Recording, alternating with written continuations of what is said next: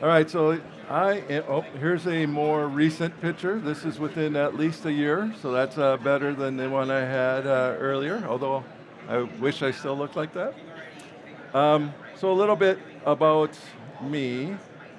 So I'm Todd Steiner, so CTO for JD Finish Line US. So basically I have responsibilities over three fascias, uh, obviously JD and Finish Line, but we also have a business within Macy's. Um, we were purchased by JD Sports, which is based out of the UK, about 6 years ago. So that was their path to get into the US market. We've been converting our Finish Line stores over to JD's at a pretty impressive rate, as well as building quite a few more. So we have about 400 right now, I think, JD sports stores, and then overall in North America, the three fascias has 850. So JD Sports is a global brand. It has a little less than 5,000 stores across 49 countries. So they're really big, obviously, in the UK. They also purchased a couple other companies. So about 3 years ago, they purchased DTLR and Shoe Palace. And then within the last year, they purchased Hibbett.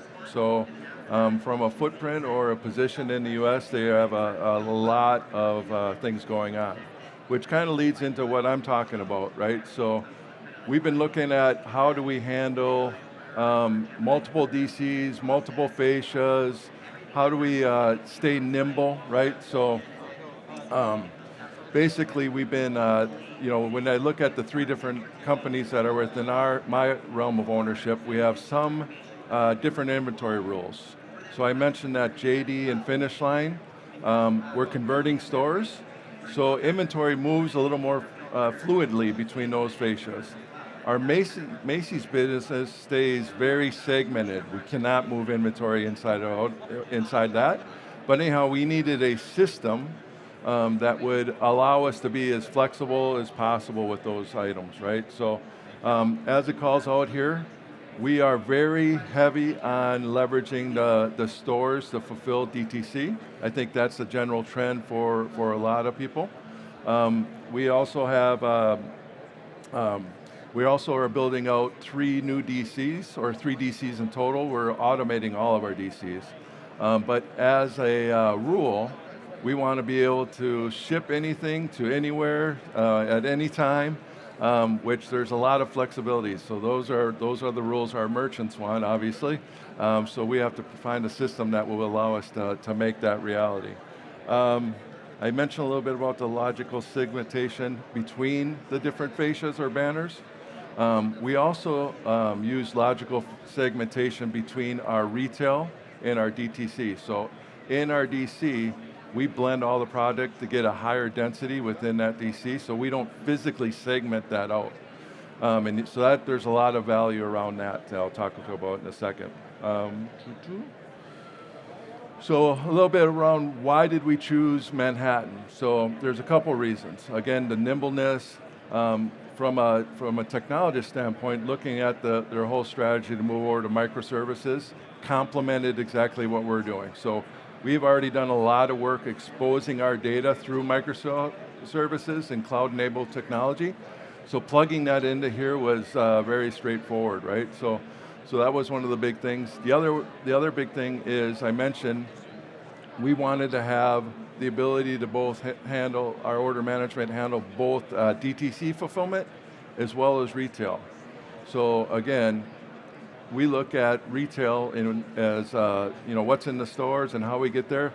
Our industry changes every day, right? If you look at what's selling hot here, what's selling hot on the website, it's more of an ecosystem versus the segmented kind of historical thing, right? So being able to move inventory from the stores and make it available on the website, even if it's in that back office of the DC or back room of the DC, is very powerful, right? Because you're not sure when you buy that all the time where it's going to sell or what's going to happen or the next big snowstorm.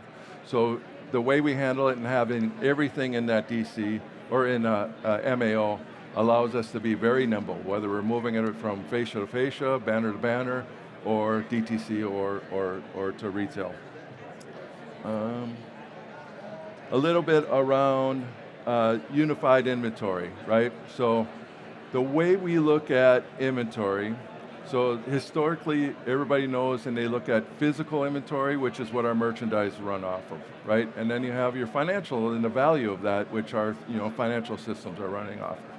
We look at what's in MAO as consumable inventory, right? So that takes into account what's already been promised, what's available, what has already been sold on the website, right? So when you start thinking about that, having that line of sight is incredibly powerful, rather than the historical kind of, I have two systems, one for DTC and one for retail.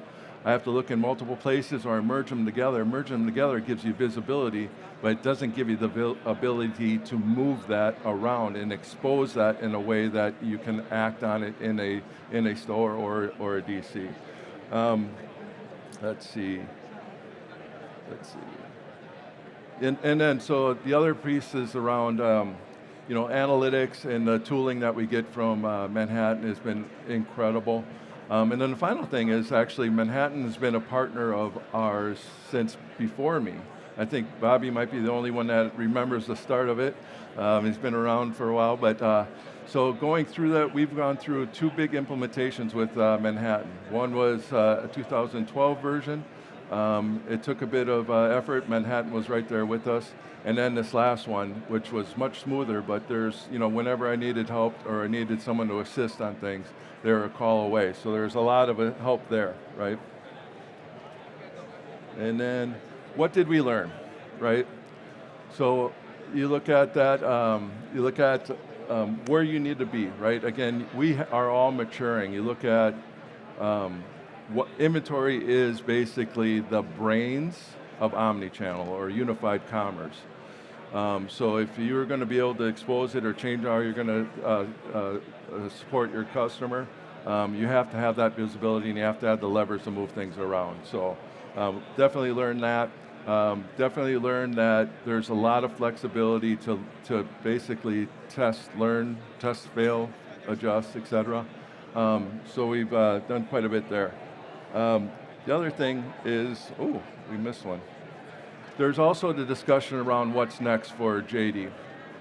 And again, the kind of centerpiece of this is, that consumer inventory availability, right? Everybody's talking about agentic commerce or agents, etc. The big challenge is, how do you expose that picture of what's available, and how do you keep things updated real time, and how do you adjust, and how do you then communicate to those agents in order for them to sell, right? So I think we're incredibly positioned because we have all of our inventory viewed in one place to really be a forerunner. You've probably seen a few of the announcements over the last day around agentic and where we are, but we are really pushing the envelope on making that happen, and the capabilities that we have are really a key reason why we're going to be successful. Question? Yeah.